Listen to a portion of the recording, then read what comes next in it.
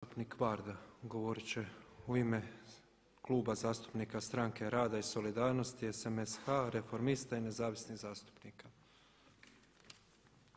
Poštovani gospodine predsjedniče Sabora, kolegice i kolege.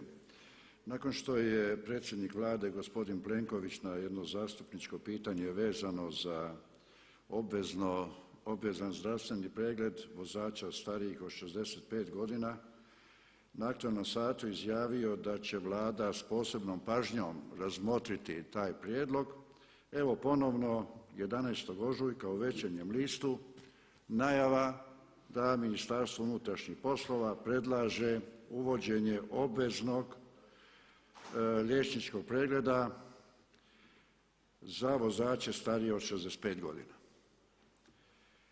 Nakon bezbroj poziva takvih vozača od dana objave ove informacije u Večernjem listu koji su uznemireni takvim prijedlogom zakona da će vozači svi stariji od 65 godina morati na redoviti liječnički pregled i to pozivom na direktive Europske zajednice, izazvala je uznemirenje tih vozača, a predstavljala bi diskriminaciju temeljem dobi, jer se dob na diskriminacijski način poistovjećuje s bolešću.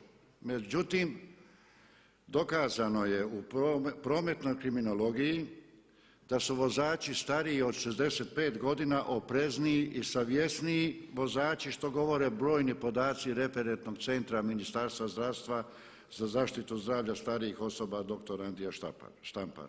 Naime, stariji vozači čine rjeđe prometne delikte, a glavni krivci prometnih delikata pa i smrtnih slučajeva u prometu su alkohol, zloporaba droga i nedostatak iskustva, što se ne može u najvećem dijelu što se bar tiče iskustva pripisati starijim osobama od 65 godina.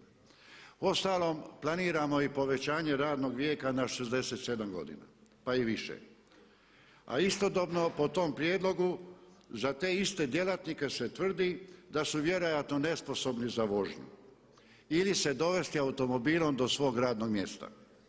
Koji je to parametar koji određuje da osoba postaje manje sposobna za vožnju upravo onog dana kada proslavi 65. rođendan i da mora platiti pregled po sadašnjim cijenama od 435 kuna po zdravstvenom pregledu i cijenama koje će doći po usvajanju zakona ukoliko se ovaj prijedlog usvoji, jer onda dolaze još i specijalistički pregledi i normalno cijena rada liječnika obiteljske medicine.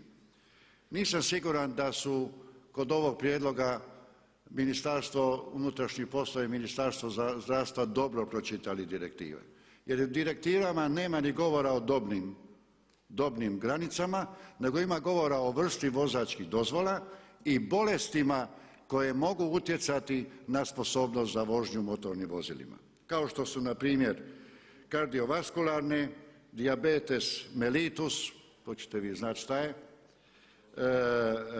maligna hipertenzija, problemi sa vidom, duševne smetnje, drogama, lijekovima, neurološke bolesti i opstruktivni apneički sindrom i drugo. Dakle, bolesti, a ne dobna granica.